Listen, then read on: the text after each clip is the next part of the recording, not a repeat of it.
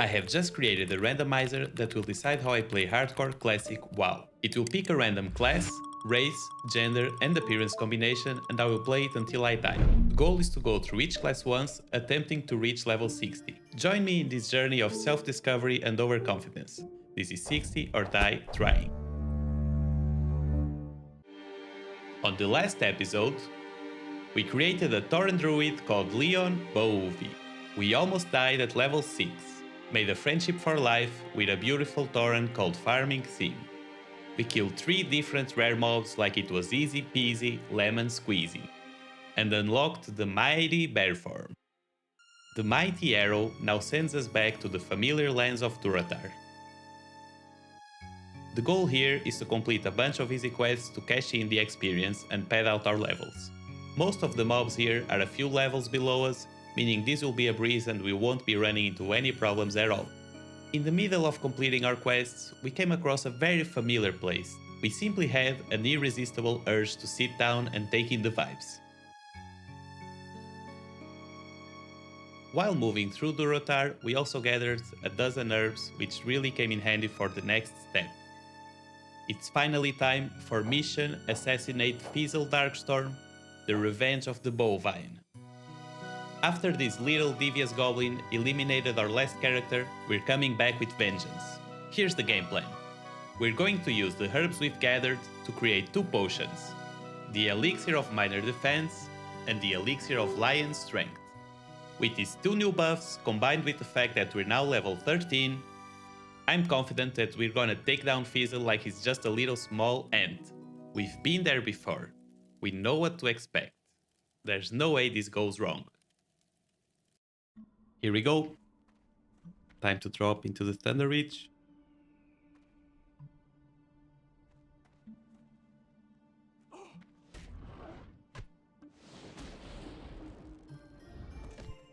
I'm honestly really nervous about this, but I just had to do it. I can't really give up on the challenge just because I died the first time. That's not what this series is about. It's about taking on difficult challenges. I've just cleared out the Kodos. Now I have to make sure that none of them will respawn as I kill him. We have our skull ready, we have our potions ready, we have our buff ready. I'm just going to drink these 2 elixirs now. Give us an extra edge. Clearing out the patrol.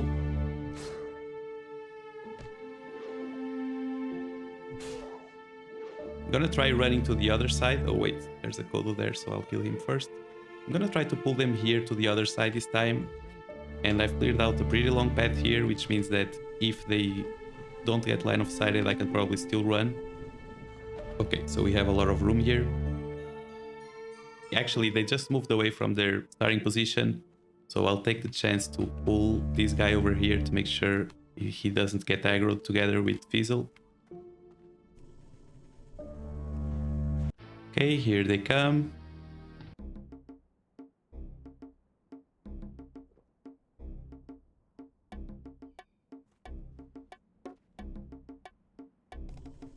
Let's go.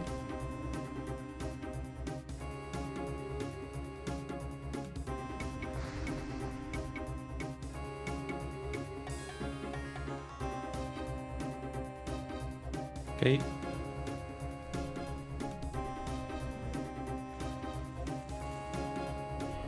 I'll use my buff. Stun him. Keep heals going on me.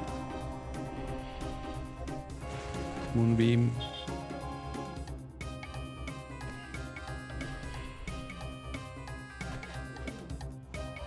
Gonna try to switch to bear form to get a little bit more health. I still have my skull ready if needed. And we did it! Let's go, boys.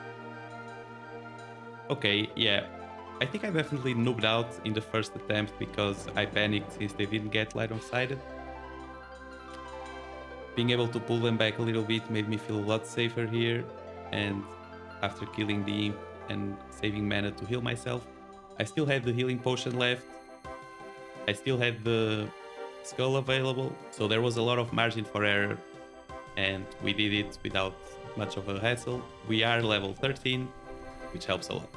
But yeah, really happy we did it. We got rid of our main nemesis so far. I'm sure that in the future other enemies will come up that will give us similar issues. And yeah, we'll just have to get through them. That's what this series is all about, guys. Our quest now has us go into this cave to collect 6 searing collars. On the guide it says it should be completed as a group and we need to be careful. I've checked in the local channel to see if anyone was interested in joining me, but no one has replied, so I'm going to try to do it on my own. I'll be quite careful.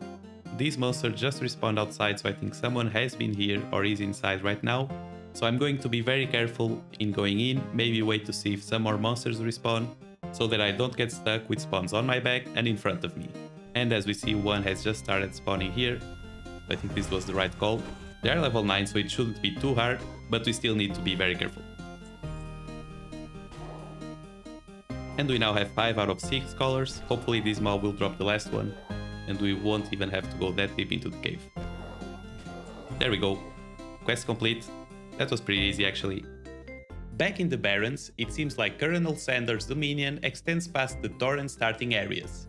After collecting the 7 chicken tenders, our next mission was to climb a giant mountain to perform an Illuminati initiation ritual. The air was thick, and we had to go into a small cave to destroy the demon seed. That sounds about right.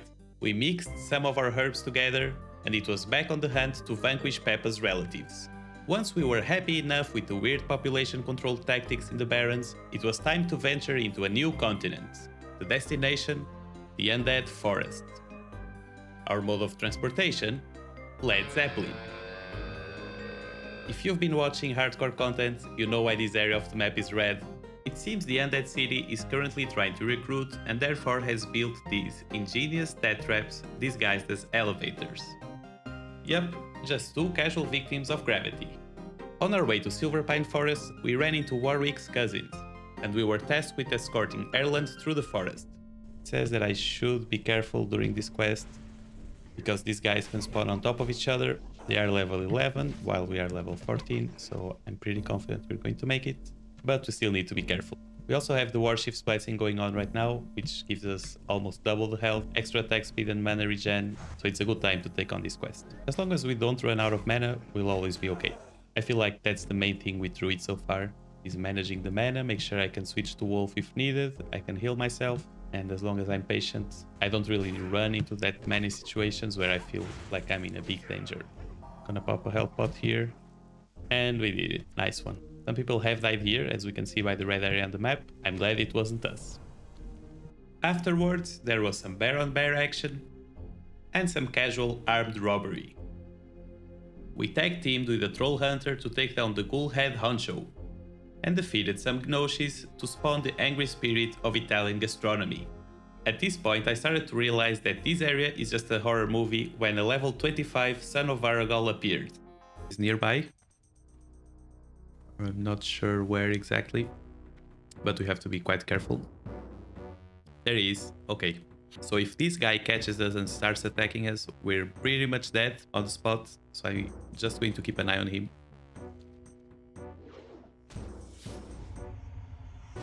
Oh shit, it seems like he's attacking someone. That's not good. I think that guy is dead. Oh, he's using sprint to run away. Nice! He managed to run away. Okay. This guy's probably super stressed right now. Let me heal him. Wait, I just throw aggro. I think it's fine, yeah. Jesus. Good thing we have this add-on to tell us when there's a dangerous enemy nearby, because... Oh. There he is again. Trying to get away from him. Jesus. That's stressful. Okay, I think we're in the clear. Looking at the minimap, his patrol range will start going away now. Ah, this guy knows what he's doing. What a vibe, man. After dodging some Elise ganks, we ran into another jump scare. And finally arrived at a small village where we purchased a replacement for our pair of Jordans. We then teamed up with a friendly druid to collect a 1% drop rate quest item, securing a nice cape upgrade on the way. I have no idea why these rocks on a random boat are important, but we took one. After flying back to the Undead City, we started seeing some weird stuff. Holy. Apparently, there's a group of scientists working on the Squirrel Girl Marvel movie. And as a true capitalist, we tried to forget our trauma by spending money on a new duffel bag, and then resumed our questing spree. We found a nice group of 2 priests and a mage, and together we decimated this village of elite monsters for 30 straight minutes. This allowed us to complete 3 very difficult quests and start testing the waters of tanking as a bear. By this point, we've hit level 16 and we really need to go learn new spells. We're finally done with Silverpine Forest, meaning we won't have to worry about the sun of Aragal walking around like it's a horror movie, can chill for a little bit, go back to the crossroads. First, we just have to turn in a couple of quests. After walking around the continent, claiming our quest rewards and learning our new abilities from hitting level 16, we met with the Horde Commander to receive our next orders. It's finally time for our biggest challenge yet, entering the Ragefire Chasm. This is the first dungeon of our journey. To complete it, we will team up with 4 other players and enter the belly of Ogrimmar, the Horde capital. Inside the Ragefire Chasm, we will find a bunch of elite mobs and 4 bosses. First, we meet Ogleflint. He's just a Trog accompanied by 2 other less prestigious Trogs. His only notable mechanic is that his attacks will cleave, so the tank needs to turn him away from the team. Sadly, he does not have any useful drops for us. Then we face a more dangerous and fiery looking opponent, Taragaman the Hungerer. This little rascal has an attack that will knock people back, and seeing as he's really close to a large lava pool, that's not very ideal. We need to be careful and never stand between him and the lava. In terms of drops, we're looking for the Subterranean Cape, which has decent stats. Our next boss is Jergosh the Invoker, who is accompanied by 2 orc traitors. This fight is pretty straightforward. Control one of the additional orcs and kill the other one before targeting the boss. This one also doesn't have any interesting drops for us. This is a theme for this dungeon, the drops absolutely suck for druids.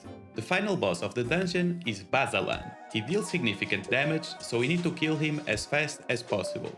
As for the drops, you guessed it, nothing of special interest to us. With our dungeon homework done, it's now time to find a group. While this dungeon is considered easy in dungeon standards, it's still very possible to die if we or any of our teammates make a mistake. So let's take it one step at a time and hopefully we'll make it out alive. Okay, and we've got our group together. We're going to start feeling a little bit nervous, even though this dungeon should be pretty easy. I'll be tanking this time, so I'll mostly be sticking with bear form.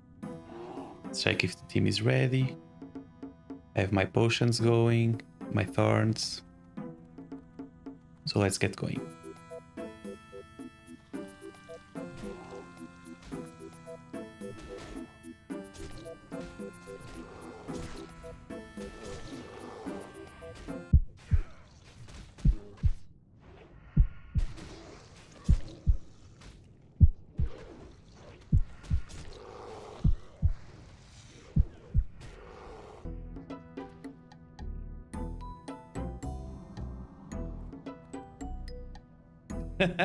Oh my god.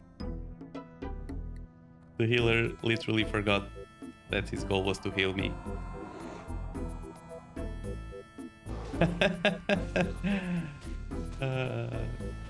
Party leader is saying that the guy asked him to invite the healer, so yeah, that's a bit stressful to be honest.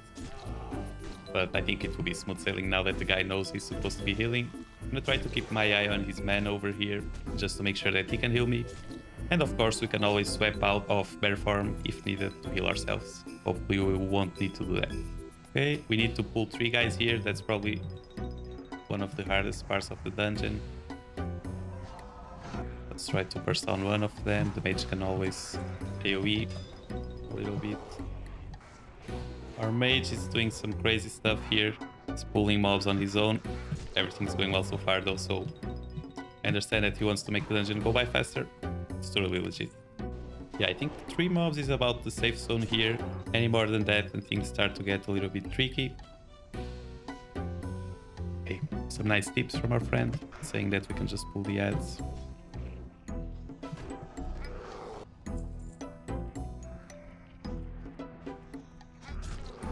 Okay, Okay, our first boss, Ogle Flint, here we go. Shouldn't be too hard. I remember that he cleaves the team, so ideally I should be tanking him towards the back so he doesn't hit the rest of my team with his cleave, but his damage output honestly is really low. We're good, be careful not to step into the lava there. Refresh our thorns. I don't think so, buddy. One thing to note is that we're not really investing our talents into stuff that would make us better at tanking. In fact, we would probably be more useful as a caster. But I think we're still fine, at least for this dungeon. The next ones, we might just want to go with Feral, as I think we'll be a little bit more useful that way. So here I'm going to pull those two mobs together. And as you can see now, we're into the area where there is a lot of lava. If we jump in there, I think we're 100% dead, but there might be some way to escape. We have to be careful with the boss to make sure that he doesn't throw us into the lava as well.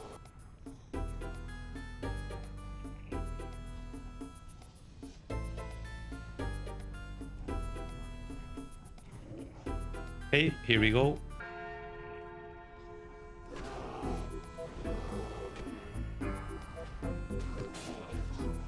And okay. I think we should kill the ad first, most definitely. Reduce the damage a little bit, and then now we can focus the boss. And we should be good. There was a moment there where things were looking a bit bad, and I started losing a lot of health. But I still had my health pot ready, as well as my skull, so... In the end, everything was fine. This item... not really an upgrade for us, so I'm going to skip it. Mages have a really good spell called Polymorph, which allows them to turn an enemy into a sheep for a certain duration. I think at level 1 it's like 20 seconds or 25. And what that does is, if you're not aggroing or if you're not using AoE, you can simply polymorph like one of these 3 mobs, for example, and then you fight the other 2.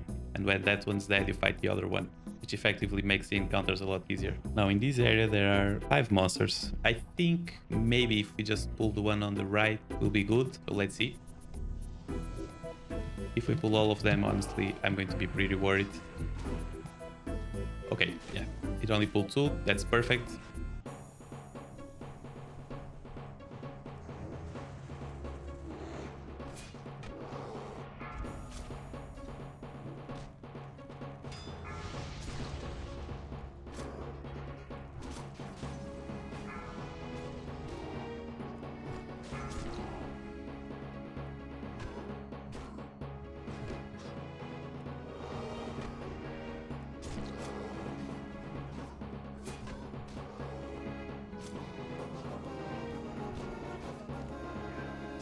Well done, we killed the boss. Our plan went well. This piece of armor has 40 less armor than what we currently have, so I'm not very interested in that. And we all just completed the quest. Perfect. So that means we can now go straight to the last boss. I'm going to refresh my elixirs anyway, since they're on 1 minute left, and we should be good to go. Now we just need to climb up this mountain. I'm really enjoying the fact that I can swap out of bear form and just have a full bar of mana to heal myself, pull mobs, then go back to bear form, restore my mana while I'm using rage instead of mana. It's a really nice cycle. I'm curious to see how it's going to feel once I unlock cat form, and I'll start being in cat form for most of the time while leveling, and then swapping back to human form to heal myself and back to cat form. And there's our final boss friend, Bazalan. It's quite simple. We're going to pull this guy first, kill him, and then fight the other guy together with the boss. Okay, now ready for the boss. Our mage is looking sick.